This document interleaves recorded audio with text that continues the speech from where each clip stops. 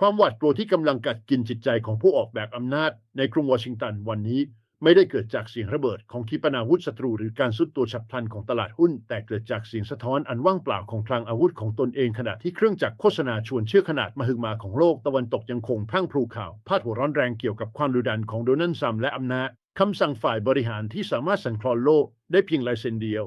ภายในกำแพงหนาแน่นของเพนตากอนกลับกำลังเกิดการต่อต้านเงียบๆจากนายพลผู้เข้าใจตัวเลขมากกว่าคำปราศัยพวกเขามองเห็นความจริงเชิงวัตถุที่ชนชั้นการเมืองไม่กล้ายอมรับจักรวรรดิกำลังขาดกระสุนผมคือริชาร์ดวูฟและหน้าที่ของผมไม่ใช่การท่องบทสรรเสริญความยิ่งใหญ่ที่สถาบันคิดค้นนโยบาย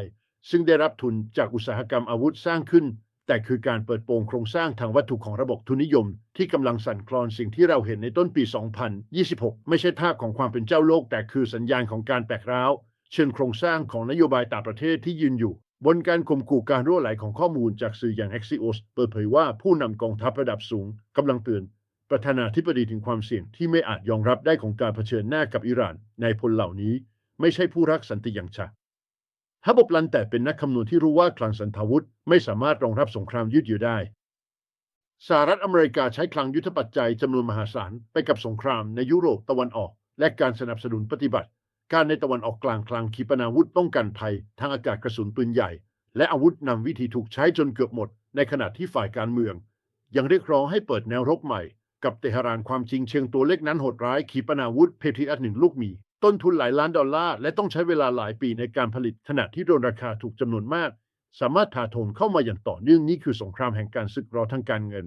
ซึ่งระบบเศรษฐกิจที่ถูกทำให้เป็นการเงินเกินขนาดไม่อาจรับมือได้ตลอด4 ทศวัดที่ผ่านมาบริษัทอเมริกันย้ายฐานการผลิตไปยังเอเชียเพื่อเพิ่มอัตรากำไรพวกเขาทำลายฐานอุตสาหกรรมภายในประเทศเปลี่ยนเศรษฐกิจให้พึ่งพาการเก็งกำไรในวอลล์สตรีทและการพิมพ์เงินดอลลาร์วันนี้การตัดสินใจนั้นย้อนกลับมาทำลายอำนาจทางทหารของตนเองเมื่อการผลิตทางกายภาพอยู่ในมือของเอเชียและยูเรเชียการข่มขู่ทางทหารจึงกลายเป็นเพียงเสียงสะท้อนที่กลุ่มเปล่า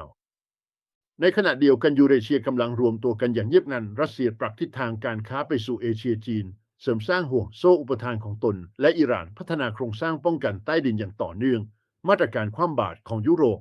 ไม่ได้นำไปสู่การล่มสลายของมอสโกแต่กลับเร่งให้เกิดการแยกตัวจากระบบการเงินตะวันตกนี่คือการกลับหัวของดุลอำนาจที่ชนชั้นนำในวอชิงตันไม่ทันตั้งตัวแต่ปัจจัยที่ทำให้วอชิงตันวิตกกังวลมากที่สุดอาจไม่ได้อยู่ไกลโพ้นแต่อยู่ในภูมิภาคเอเชียตะวันออกเฉียงใต้ประเทศไทยในฐานะศูนย์กลางโลจิสติกส์และการผลิตของอาเซียนกำลังกลายเป็นตัวแปร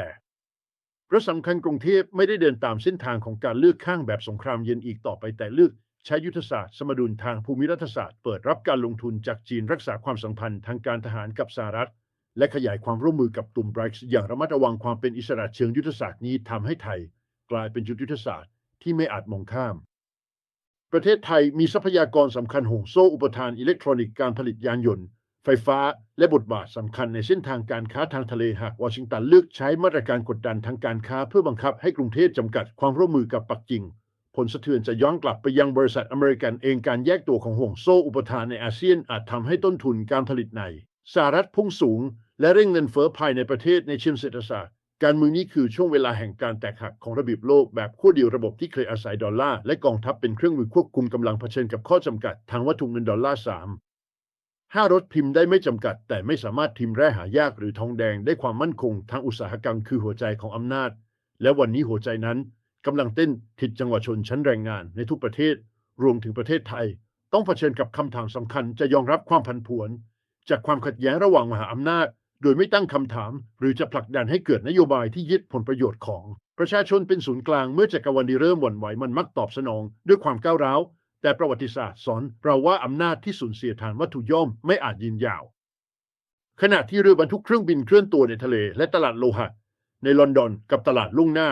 ในชิคาโกเริ่มกระพริบเป็นสีแดงความเปลี่ยนแปลงกำลังก่อตัวลึกลงไปในเศรษฐกิจจริงการขาดแคลนแร่สำคัญและการเปลี่ยนแปลงเส้นทางการค้าอาจกลายเป็นจุดเปลี่ยนที่เร่งการเปลี่ยนผ่านสู่ระเบียบโลกใหม่ก่อนที่เครื่องบินรบจะได้ขึ้นบินเสียด้วยซ้ำคำถามไม่ใช่ว่าใครจะยิงก่อนแต่คือใครมีความสามารถทางวัตถุที่จะรักษาสงครามได้ยาวนานและคำตอบนั้นกำลังทำให้ผู้นำในวอชิงตันนอนไม่หลับความตื่นตระหนกที่แท้จริงในวอชิงตันไม่ได้สะท้อนผ่านคำแถลงข่าวหรือทวิตดุดัก นอของผู้นำหักแต่มันซ่อนอยู่ในรายงานลับด้านโลจิสติกที่ส่งตรงถึงโต๊ะทำงานของเพนตากอนตัวเลขเหล่านั้นเย็นชาและปราศจากอารมณ์แต่เต็มไปด้วยคำเตือนที่รุนแรงพลางสำรองวัตถุดิบเชิงยุทธศาสตร์ของสหรัฐกำลังลดต่ำลงในจังหวะที่โลกกำลังก้าวเข้าสู่ยุคแห่งการแข่งขันด้านทรัพยากรอย่างเข้มข้นที่สุดนับตั้งแต่สงครามโลกครั้งที่2สิ่งที่ชนชั้นนำการเมืองยังคงพยายามปกปิดคือข้อเท็จจริงได้ไงว่าอำนาจทางทหารไม่สามารถแยกขาดจากฐานอุตสาหกรรมได้และฐานนั้นกำลังถูกควบคุมโดยภูมิภาคที่พวกเขาเคยดูแคลนสงครามยุคใหม่ไม่ได้ตัดสินกันด้วยจำนวนทหารเพียงอย่างเดียวแต่วัดกันที่กำลังการผลิตของเหล็กกล้าเซมิคอนดักเตอร์แร่หายากและพลังงานราคาถูกเมื่อจีนจำกัดการส่งออกแร่สำคัญและรัสเซียปรับเงื่อนไขการค้าพลังงานโลกตะวันตกก็เริ่มตระหนักว่าตลาดเสรีที่เคยสั่งสอนประเทศอื่นนั้น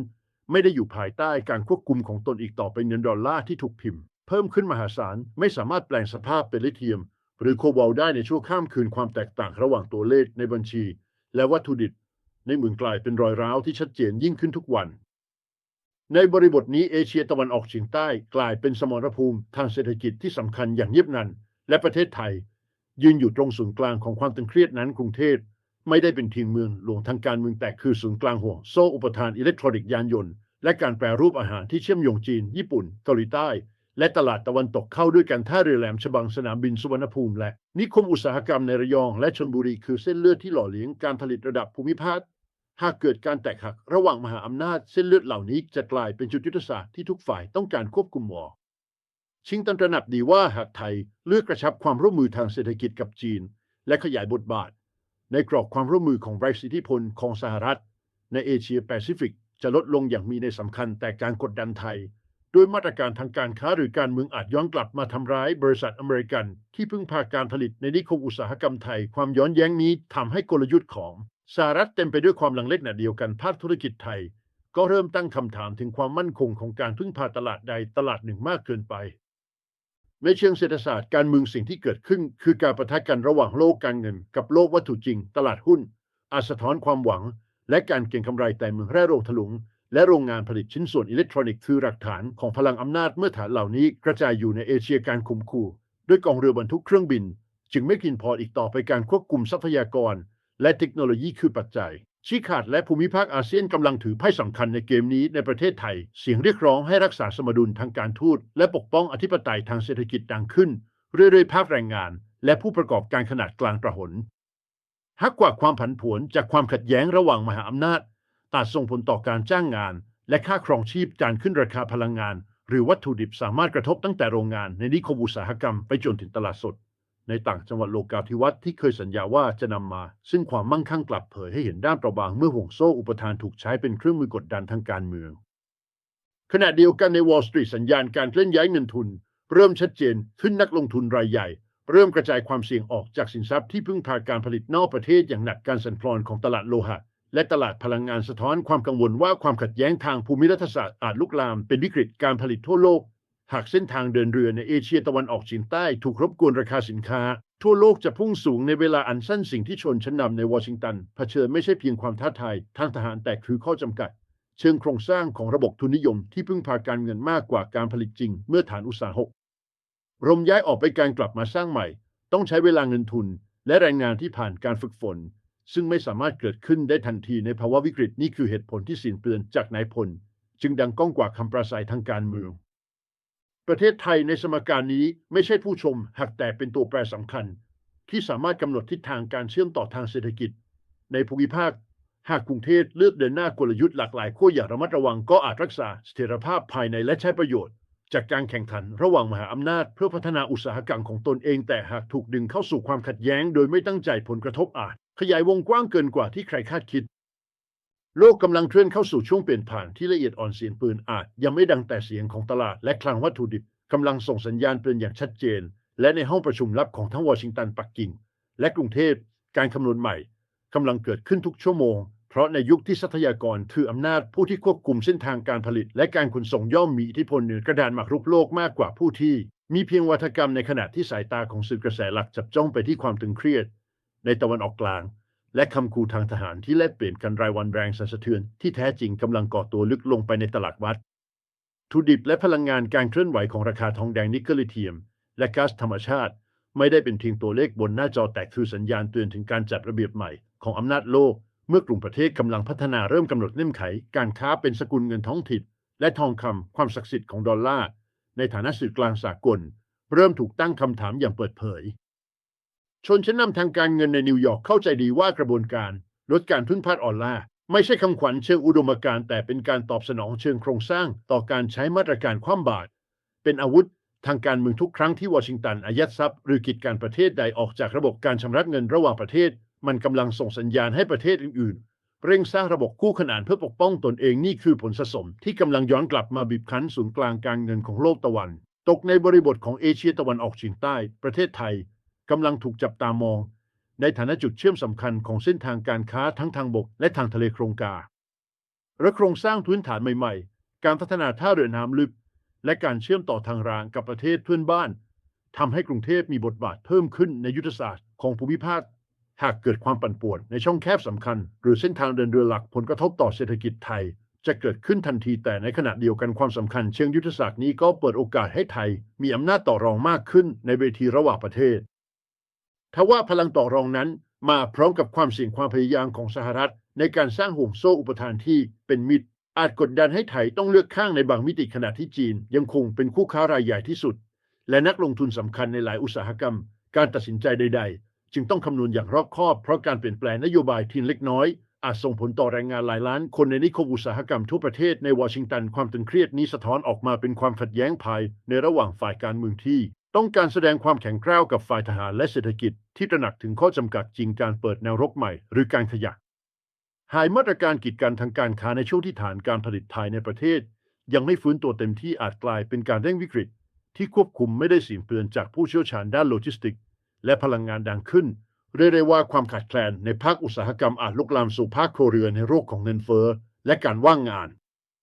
ในประเทศไทยประชาชนเริ่มรับรู้ถึงแรงกระเพื่อมนี้ผ่านราคาพลังงานและต้นทุนวัตถุดิบที่ผันผวนภาคเกษตรและอุตสาหกรรมแปรรูปต้องเผชิญกับความไม่แน่นอนของตลาดส่งออกขณะที่ภาคการท่องเที่ยวซึ่งเพิ่งฟื้นตัวจากวิกฤตที่ผ่านมาต้องจับตาความเสี่ยงด้านภูมิรัฐศาสตร์อย่างใกล้ชิดโลกที่เชื่อมโยงถึงกันอย่างแน่นแฟ้นทำให้เหตุการณ์ในอีกซีกโลกสามารถสะท้อนมาถึงตลาดในเชียงใหม่หรือภูเก็ตได้ภายในเวลาไม่กี่วันภาครวมทั้งหมดนี้ชี้ให้เห็นถึงการเปลี่ยนผ่านที่ลึกซึ้งกว่าความขัดแย้งรายวันมันคือการปรับสมดุลของอำนาจจากศูนย์กลางเดิมสู่ใครมงสร้างที่หลากหลายขั้วมากขึ้นเมื่อทรัพยากรเทคโนโลยีและเส้นทางการค้าไม่ได้ถูกผูกขาดโดยฝ่ายใดฝ่ายหนึ่งอีกต่อไปการคุกคามทางทหารจึงสูญเสียประสิทธิภาพเชิงกลยุทธ์หากปราศจากฐานอุตสาหกรรมและความชอบธรรมทางเศรษฐกิจการข่มขู่ก็เหลือเพียงเสียงสะท้อนสำหรับประเทศไทยความท้าทายคือการรักษาเสถียรภาพภายในและใช้ประโยชน์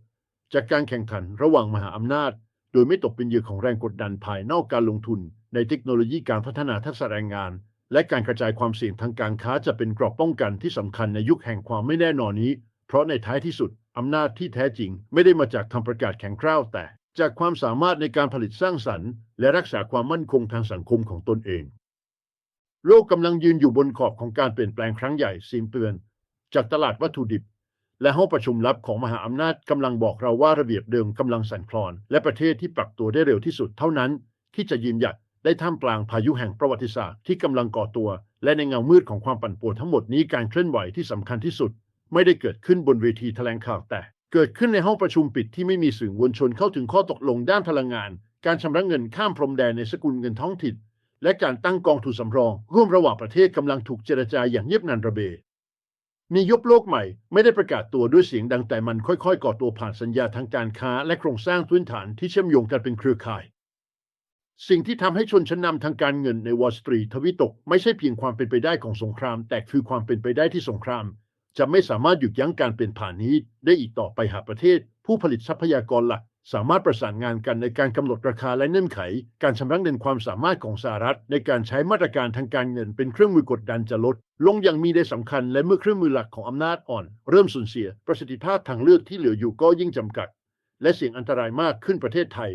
ในบริบทนี้กำลังยืนอยู่ท่ามกลางกระแสประวัติศาสตร์ที่ไหลเชี่ยวกรากกรุงเทพมีความสัมพันธ์ทางเศรษฐกิจแน่นแฟ้นกับจีนญี่ปุ่นและสหรัฐขณะเดียวกันก็เปิดพื้นที่ความร่วมมือใหม่กับอินเดียตะวันออกกลาง และแอฟริกาการกระจายความเสี่ยงเช่นนี้อาจกลายเป็นเกราะป้องกันที่สำคัญหากความตึงเครียดระหว่างมหาอำนาจทวีความรุนแรงแต่ก็ต้องอาศัยความรอบคอบทางการทูตและความเป็นเอกภาพภายในประเทศอย่างสูงหากเส้นทางการค้าในเอเชียตะวันออกเฉียงใต้ถูกดึงเข้าสู่การแข่งขันเชิงยุทธศาสตร์อย่างเข้มข้นไทยอาจถูกทดสอบในฐานะศูนย์กลางการขนส่งและการผลิตการรักษาความเป็นกลางเชิงสร้างสรรค์อาจเป็นยุทธศาสตร์ที่ยากที่สุดแต่ก็เป็นทางเลือกที่สอดคล้องกับผลประโยชน์ระยะยาวของประเทศเพราะในโลกหลายขั้วความยืดหยุ่นและความสามารถในการเจรจามีค่ามากกว่าการยึดติดกับขั้วใดขั้วหนึ่งในสหรัฐเองเสียงเรียกร้องให้ฟื้นฟูฐานการผลิตภายในประเทศดังขึ้นเรื่อยๆแต่การสร้างโรงงานถลุงแรกและฝึกแรงงานใหม่ไม่ใช่กระบวนการที่ทำได้ในชั่วข้ามคืนความล่าช้านี้ทำให้ความตึงเครียดทางการเมืองภายในเพิ่มสูงขึ้นขณะที่ประชาชนจำนวนมากเผชิญกับค่าครองชีพที่สูงขึ้นและความไม่มั่นคงทางเศรษฐกิจความไม่พอใจดังกล่าวอาจกลายเป็นแรงกดดันต่อผู้นำให้ตัดสินใจอย่างเร่งรีบซึ่งยิ่งเพิ่มความเสี่ยงของความผิดพลาดเชิงยุทธศาสตร์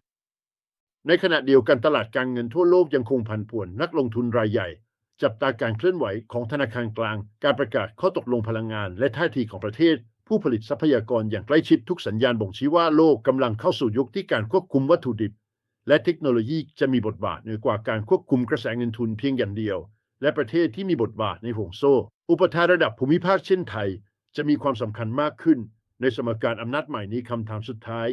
จึงไม่ใช่ว่าใครจะประกาศชัยชนะในเวทีการเมืองระยะสั้นแต่คือใครจะสามารถปรับตัวต่อโครงสร้างเศรษฐกิจโลกที่กำลังเปลี่ยนแปลงได้ข้ออย่างยั่งยืนสำหรับประเทศไทยนี่คือช่วงเวลาที่ต้องลงทุนในนวัตกรรมการศึกษาและโครงสร้างพื้นฐานเพื่อเสริมความแข็งแกร่งภายในขณะที่ยังคงรักษาความสัมพันธ์ที่สมดุลกับทุกฝ่ายประวัติศาสตร์สอนเราว่าจักรวรรดิที่สูญเสียฐานวัตถุและความชอบธรรมทางเศรษฐกิจย่อมต้องเผชิญกับการเปลี่ยนผ่านไม่ว่าจะช้าหรือเร็วระเบียบโลกหลายขั้วที่กำลังก่อตัวอาจเต็มไปด้วยความไม่แน่นอนแต่ก็เปิดโอกาสให้ประเทศที่มีวิสัยทัศน์และความยืดหยุ่นก้าวขึ้นมาเป็นผู้กำหนดชะตาของตนเองและท่ามกลางเสียงของตลาดที่สั่นไหวและการเจรจาลับที่ดำเนินต่อเนื่องโลกกำลังก้าวเข้าสู่บทใหม่ที่ไม่มีใครสามารถควบคุมและกินฝ่ายเดียวอีกต่อไป